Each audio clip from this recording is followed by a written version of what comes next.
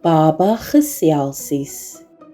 Theo kan nie wag om sy baba sussie te ontmoet nie. Maak gou, mamma, laat haar uit jou maag kom. Maar Tino is nie wat Theo verwag het nie. Sy lyk snaaks. Sy ruik akelig. Eeuw. En nog erger.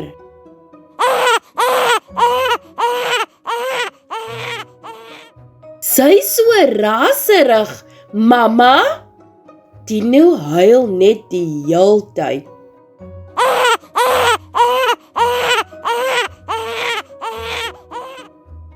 Sy probeer om vir jou iets te vertel, Theo.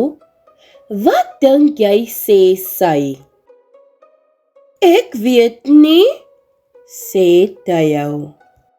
Wel, ek dink sy's net honger. Mamma voed vir Tino, maar...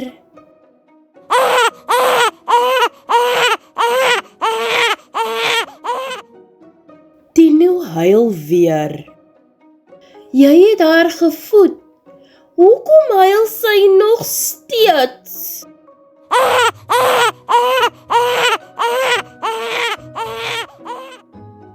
Want soms moet babas lekker.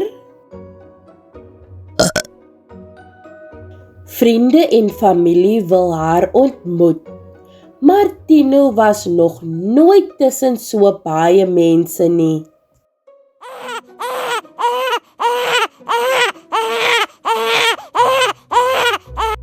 Mamma neem Tino na haar kamer toe om rustig te word.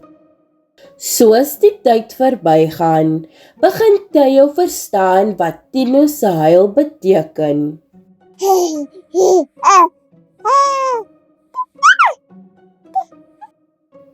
En eintlik is sy nie so erg nie. Hulle speel self saam. Nee, Tino, vliegtye is om mee te vlieg, nie om te kou nie.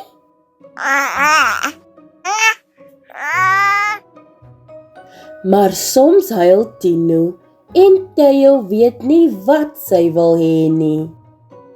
Tino huil die hele dag.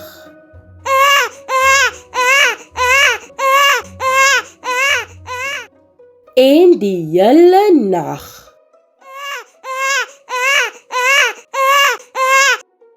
Hoekom hou sy nie op huil nie?